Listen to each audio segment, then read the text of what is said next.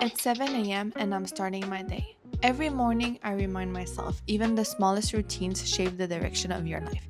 You don't need to be perfect, you just need to keep showing up. So I get up, even on the colder days, especially on the colder days, because I know this discipline builds who I'm becoming. I start slow, washing my hands, putting in my lenses, brushing my teeth, letting my body wake up. And by the way, hi, I'm Rasha. If you're new here, welcome to my channel. I share my journey balancing a full-time job as a data analyst, grad school, and life in general. If you love realistic routines, productivity, and self-growth, make sure to subscribe and follow along the journey. Then I move into skincare, my favorite grounding moment. Face wash, toner. Well, actually, this toner was empty, so it's just rose water. Then my PDRN essence essential for my face. Then I have my face cream. This whole routine makes me feel ready to show up with attention. Then I do my hair using my Dyson. Something about having my hair done instantly makes me feel more put together and confident.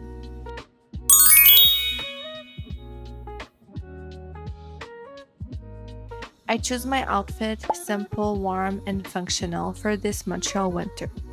Then I put on my coat and we're heading out.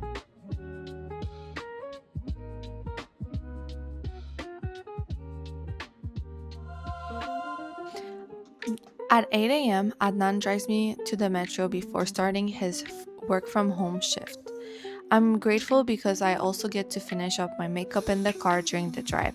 It's a small gesture, but these small moments of support really do make a difference, and I'm really grateful for them. By the way, Adnan is a software engineer if you're wondering.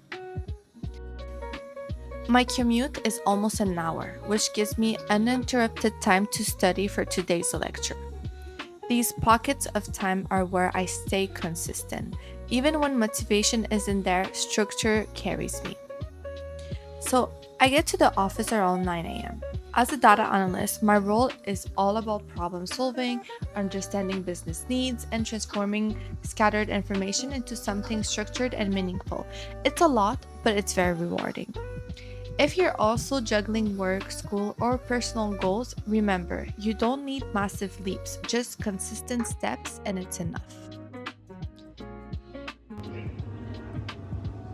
Before we jump into what I'll be tackling at work today, I want to quickly share something that Simplilearn is now offering completely free, and it's been super helpful for anyone looking to grow in data or in tech, whether you're just starting out or already working in the field.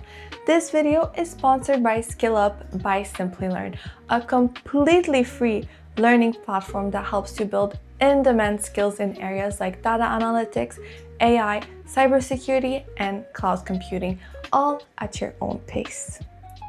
What I really like is that the courses are created in collaboration with top industry experts and global partners like Microsoft, Google, AWS, and Databricks.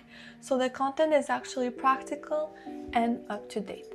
For example, if you're starting your data journey, there's the Data Analyst 101 Microsoft course that will walk you through Excel formulas and functions step by step, and you even get a free certificate when you finish.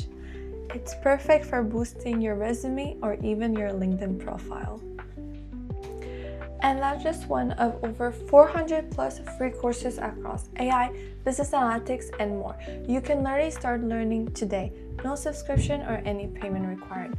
So if you want to upskill or transition into data, check out SkillUp by Simplilearn using the link in my description. It's free and you'll get a certificate when you complete your course. Now, let's get back to the rest of my day. Today, I had a lot of meetings, and since the office was a bit loud, I booked a focus room, which is where I do most of my deep work. I was gathering requirement for a new project, so let me walk you through how I approach this because this is a skill that genuinely changes your work life. So tip number 1, get context before anything else. Before even touching SQL or starting a dashboard, I take the time to truly understand the why behind the request. Who is asking? Who will use it? What challenge are they facing? Why now? This context keeps you from building something irrelevant or incomplete. Tip number 2, identifying the decision they are trying to make. So most people don't need data, they need clarity. So that's why I ask, what decision will this dashboard or report help you make? This one question simplifies everything and reveals what data actually matters. Tip number 3, rephrase what you understood. So, to avoid any miscommunication, I like to repeat the request back in my own words. So, it goes like something like, so what I'm hearing is that you want X to help you monitor Y so you can address Z. This step saves days of rework. Tip number 4, ask about edge cases and exceptions. So every project has special conditions that no one mentions upfront. For example, what happens during the end of month? Should we include archived data? Do you want real-time updates or scheduled one? Are you following the normal year or the fiscal year? Tip number 5, clarify your deliverables. So before I start anything, I define what will I deliver, what it will look like, what's the timeline, what success looks like. So this sets expectation and makes the whole process smoother. So gallery requirement is honestly 50% of the job. And if you do it well, everything else becomes easier. Exactly 11:10 a.m., I leave for class. I do have a 30-minute walk. I'll be honest. I have been slacking at the gym, but movement is movement, and I'm learning to appreciate these moments instead of judging myself. So desk work, school, content creation, it's a lot, but even small steps count. It's almost the same time, but by walking, I am getting the extra exercise, I am clearing my head, and I'm just feeling better overall. So I like to take the time and the day and just appreciate that I'm able to have this moment of walking, some movement, and some sun before it's too late. I walked to class with my colleague. We did not know each other before the semester, but we work on the same floor and ended up taking the same course. It's crazy how life can bring you together. We used to work on the same floor, we had no idea, and then we met in class and we became friends. It's just crazy when you think about it. Our schedules overlap, so naturally now, it's been really nice having someone on the same path. It makes the journey feel a little lighter. Today's lecture was part of my Master in Business Analytics and Technology Management. This course is essentially our deep dive into the core business technology management research, from the earliest foundational papers all the way to modern studies shaping the field today. We explore how the discipline has evolved, the major research areas, and even the ethical question that comes with managing technology in business. It's a seminar-style class, so we spend most of our time discussing the assigned readings and challenging each other's perspective. It's the type of course that really prepares us for a thesis and helps us understand where we want to contribute in the future. After class, my friend had a Python lab, so I walked back alone. Headphones on, taking in the last bit of sunlight, because in Canada, daylight is precious in winter. It's these tiny peaceful moments that make the day feel balanced.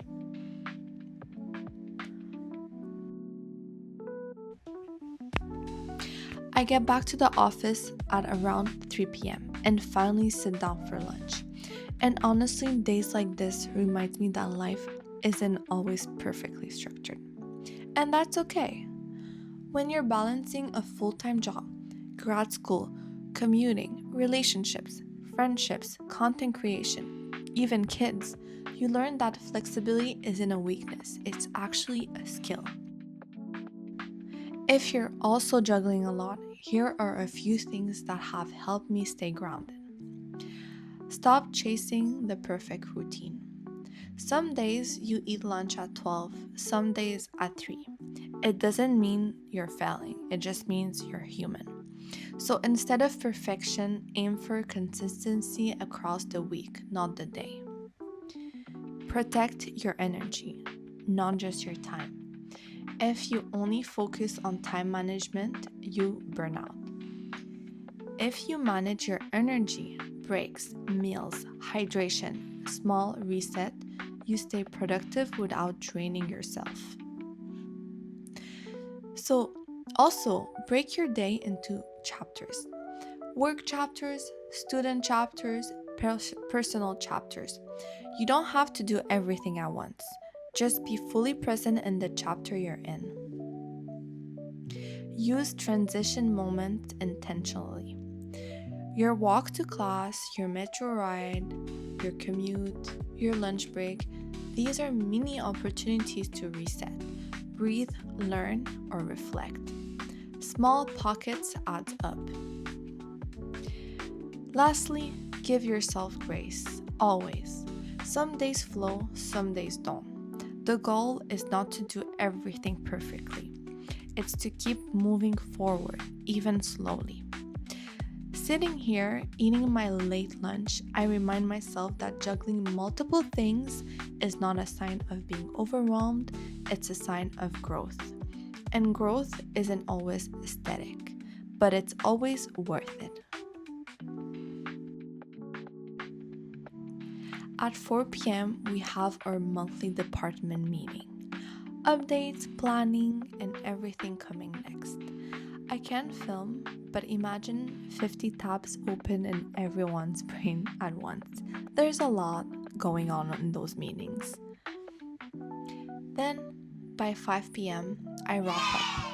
My workplace is flexible, so if I miss hours because of school, I can make them up later in the week, or even over the weekend if I'm not able to make them during the weekdays.